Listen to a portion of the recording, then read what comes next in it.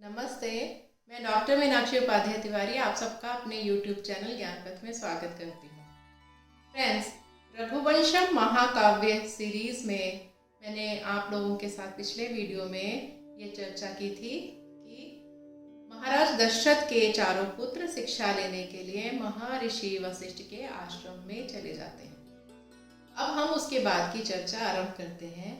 लेकिन हाँ, मैं आप लोगों से ये बात कह दूँ कि ये जो चर्चा है ये महाकवि कालिदास के द्वारा लिखे गए महाकाव्य रघुवंशम के आधार पर आधारित है। तो चलिए स्टार्ट करते हैं हम अपनी चर्चा।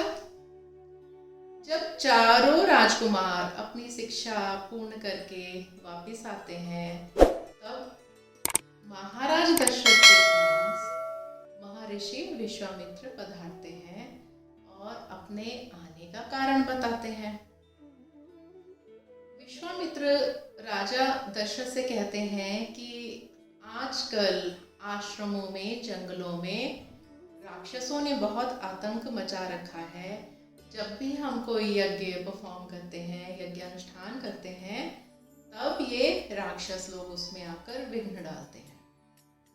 अब उन राक्षसों की हत्या करने के लिए, उनके साथ युद्ध करने के लिए मुझे आपके दो पुत्र राम और लक्ष्मण का साथ चाहिए।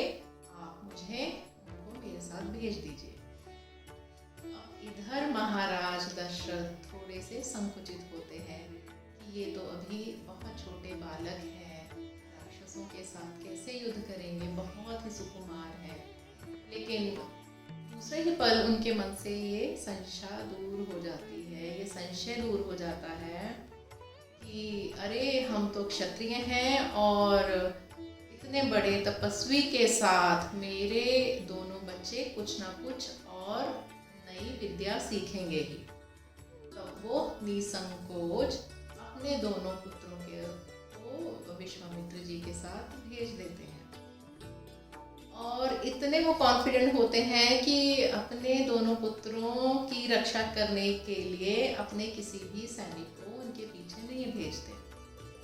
अब विश्वामित्र जी दोनों राजकुमारों को लेकर रास्ते निकल पड़ते हैं और रास्ते में हर पल दोनों राजकुमारों को नई नई शिक्षा देते हैं। जो उनके एक्सपीरियंस थे, जो उन्होंने अपने तपोबल से सीखा था, वो सब ज्ञान जो है अपने साथ लाए हुए दोनों राजकुमारों को शेयर करते हैं। तो अचानक क्या होता है, उनके सामने ताड़का नाम की एक राक्षसी खड़ी हो जाती है और मार्ग रोक लेती है कि मैं तुमको आगे बढ़ने नहीं दूंगी, मैं पूरे आश्रम उजाड़ दूंगी। युद्ध करने लगती है। उस युद्ध में दोनों राजकुमार ताड़का को अपने तीरों से गिरा देते हैं और मृत्यु को प्राप्त होती है। अब उसके बाद आगे के रास्ते में चलते हैं, आगे लेके जाते हैं विश्वामित्र जी। रास्ते में एक आश्रम आता है गौतम ऋषि का, जहाँ पर उनकी पत्नी अहिल्या एक शिला के रूप में होती है। जब भगवान राम वहाँ आते हैं, अपने स्पर्श के साथ उस शिला को छूते हैं, स्पर्श करते हैं, तब अहिल्या का श्राप है वो अपने श्राप से मुक्त हो जाती है और अपने असली रूप में आ जाती है। उसके बाद विश्वामित्र जी दोनों राजकुमारों को मिथिला नगरी की तरफ ले चलते हैं। राजा जनक ने अपनी पुत्री के लिए स्वयंवर की घोषणा की थी कि जो भगवान शिव के धनुष पर प्रत्यंचा चढ़ाएगा, उसे तोड़ेगा, वो विजयी होगा और उसी के साथ अपनी पुत्री जानकी यानी सीता जी का विवाह करेंगे।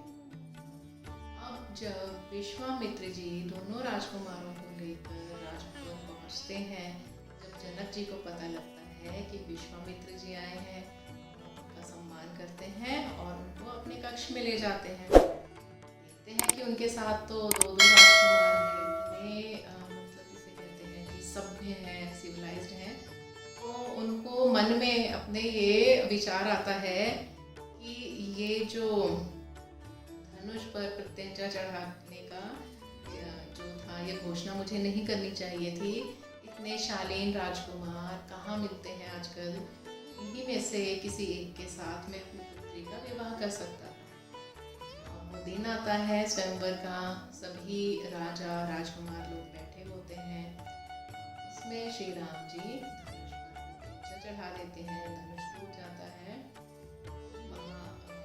महाराज जनक अपनी पुत्री का विवाह श्री राम जी के साथ करने का निश्चय करते हैं।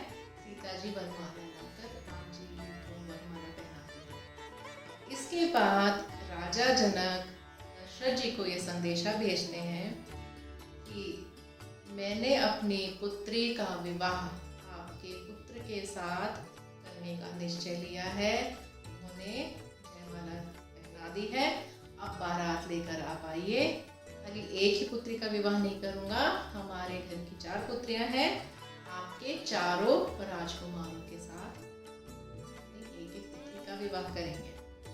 और इधर राजा दशरथ भी खुश हो जाते हैं, अपने चारों बेटों की बारात लेकर मिथिला नगरी पहुंचते हैं। राम जी का विवाह होता है जानकी माँ के साथ, लक्ष्मण जी का उर्मिला के साथ, भरत जी का मांडवी जी के साथ और शत्रुघ्न का श्रुतकीर्ति जी के साथ। और सादर पूरा विवाह संपन्न होता है और महाराज दशरथ चारों पुत्र वधुओं को अपने बेटों के साथ ब्याह कर बारात के साथ वापस अयोध्या लाते हैं। पूरी अयोध्या नगरी में बहुत ही ज़्यादा उत्सुकता होती है कि हमारे भावी राजा की जो भावी रानी होगी, मतलब माता सीता होगी, उनको देखने के लिए पूरे नगर की स्त्रियां जो है वो इकट्ठी हो जाती हैं। पूरी नगरी में हर्षोल्लास होता है, लोग खुशियां मनाते हैं। सो फ्रेंड्स, आज का वीडियो यहीं तक, लेकिन हाँ, मेरा चैनल लाइक करना, सब्सक्राइब करना, शेयर करना मत भूलिएगा, कमेंट जरूर लिखिएगा। हम आगे की स्टोरी अगले वीडियो में चर्चा करेंगे। जय श्री कृष्ण।